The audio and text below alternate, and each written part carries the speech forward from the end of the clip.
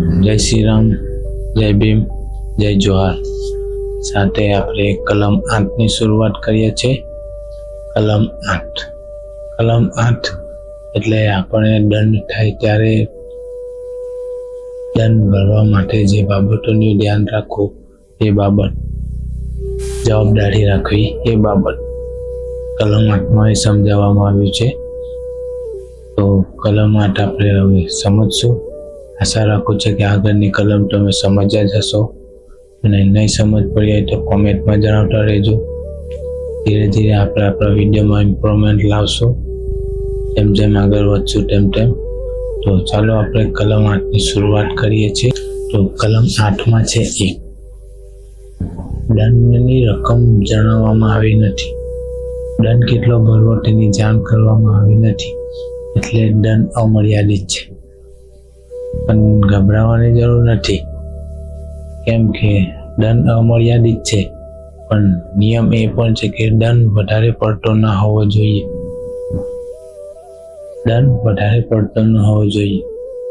એટલે આપણી માટે એ પણ છે કે દંડ વધારે પડતો હોવો જોઈએ નહીં. બીજું છે, જો કોઈ વ્યક્તિને કેદની સજા થઈ હોય છે, કેદની અને દંડની સજા થઈ હોય છે ત્યારે રાખવા જેવી બાબત.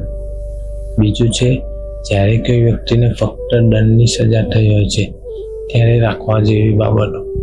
તે હું તમને સમજાવું છું. એટલે કે જે વસ્તુમાં દંડ આવે ને, દંડ ભરવાનું, તે વસ્તુમાં આ લાગુ પડે છે એ તમને સમજાવું.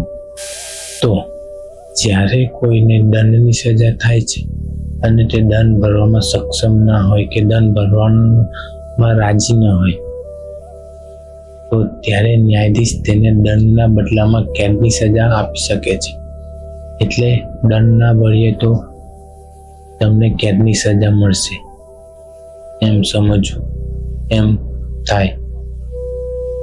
ત્રીજું છે, જો કોઈ વ્યક્તિને દંડની સજા થાય, દંડ અને કેદની સજા થાય, એટલે કે કોઈ કેદની સજા થઈ હોય તેની સાથે દંડ ફટકારવામાં આવ્યો હોય, તો જો કોઈ વ્યક્તિને કેદની સાથે દંડની સજા ફટકારવામાં આવે ત્યારે તેને તે દંડ ન ભરે તો એને જે કેદની સજા ફટકારવામાં આવે તે તેની જે પહેલી સજા હોય છે તેના 1/4 ભાગ જેટલી સજા થાય.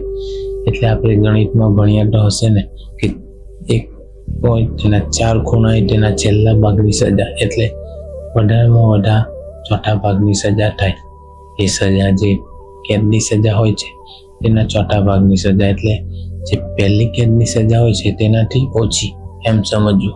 ચોથું છે, જો કોઈ ગુનેગારને દંડની સજા થઈ હોય અને સામાજિક સજા થઈ હોય તો તેને કોઈ પણ પ્રકારની કેદની સજા થઈ શકે છે. કેદની સજા તો યાદ છે ને કેટલા પ્રકારની હોય છે, નહીં હોય તો આપણે આગલી કલમમાં જોઈ લેજો, જોઈ હશે તો સમજણ પડી જ જશે. તો કેદની સજા કોઈ પણ થઈ શકે છે. આગળ જોગવાઈ આવશે તેમ સમજાવતો જઈશ. 5મું છે, જો કોઈ ગુનેગારને દંડ અને સામાજિક સેવા કરવામાં આવી હોય તો તેને સાદી સજા કરવામાં આવે છે, કોઈ હેવી સજા નહીં. ચોથામાં શું હતું? કલમ 8માં ચોથામાં શું હતું? કેદ સાથે, કેદ, દંડ અને સામાજિક. જ્યારે 5મામાં શું છે? દંડ અને સામાજિક. દંડ અને સામાજિક હોય છે ત્યારે તેને સાદી સજા કરવામાં આવે છે. એવું ન્યાયાધીશને હુકમ જ હોય છે કે સાદી સજા કરવી. તો 5મામાં જે સજા આપણે કરવાની હોય છે, તે સજા આપણને કરવામાં આવે છે, તેની લિમિટ શું છે તે 3 ભાગમાં સમજાવવામાં આવે છે: A, B અને C. 5મામાં A છે, જો દંડ 5,000 થી ઓછો હોય તો તેને 2 મહિનાની સજા કરવામાં આવે છે. ધ્યાન રાખજો, કોઈ જગ્યાએ દંડ ભરવામાં આવે એટલે તમને સજાનું તમને પણ જાણકારી હોવી જોઈએ કે આટલા પૈસા છે તો આટલા ભરીશ તો થઈ જશે, નહીં ભરું તો આટલી સજા થશે.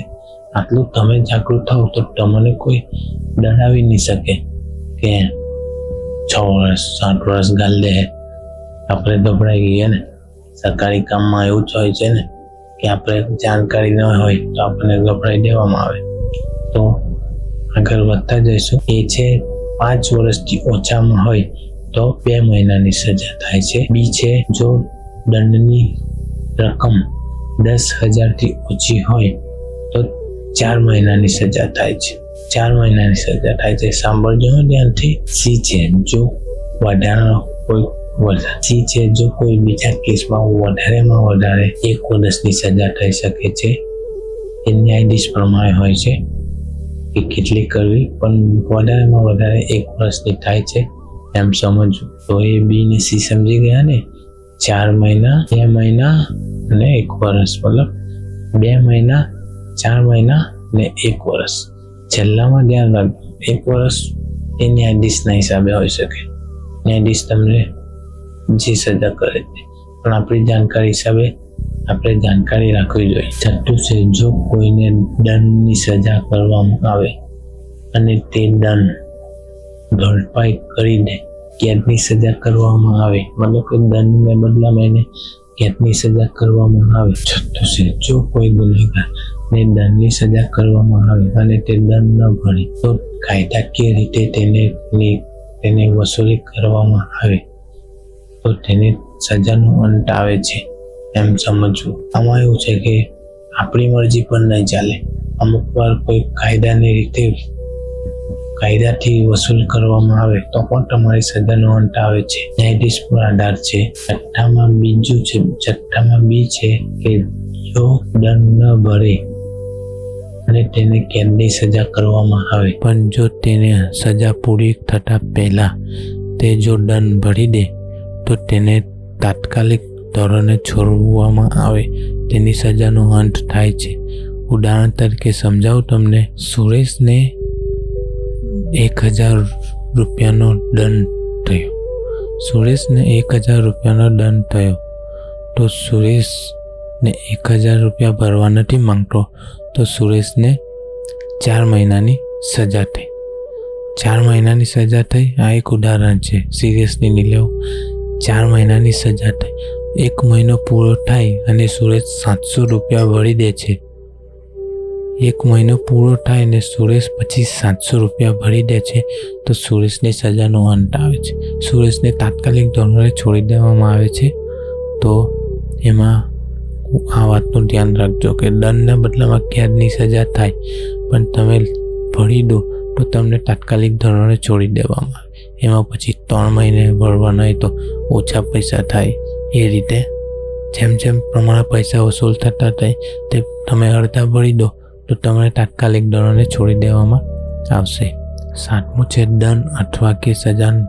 દંડનો ભાગ બાકી હોય તે સજા ફટકાર્યા પછી એને સજા ફટકારવામાં આવે અને તેને 6 વર્ષની અંદર ભરપાઈ કરી દેવાની હોય છે. અને જો તે 6 વર્ષના પછી 6 વર્ષ થતાં પહેલાં કદાચ તેનું મૃત્યુ થઈ જાય તો મૃત્યુ પછી પણ તે આ દંડનો ભાગીદાર હોય જ છે. તેની મિલકતમાંથી પણ વસૂલ કરવામાં આવશે. ત્યારે આ સજાનો મતલબ દંડનો અંત આવશે. એની મિલકતમાંથી પણ કાયદાકીય રીતે વસૂલ કરવામાં આવશે. તો અહીંયા આપણે કલમ 8માં શું સમજ્યા કે આપણને દંડના બદલામાં કેદની સજા પણ થઈ શકે છે. તો આપણે કઈ સાવચેતી રાખવી? કોઈની પાસે પૈસા નહીં તો આ દંડ થઈ શકે છે. દંડ કરવામાં આવે, દંડ સાથે દંડ ના ભરવામાં આવે તો તમને કેદની સજા પણ થઈ શકે છે. એમ નોર્મલ રીતે સમજવું. તો કલમ 8ની અહીંયા સમાપ્તિ કરીએ છીએ આપણે. તો જય શ્રી રામ, જય ભીમ, જય જોહાર. તો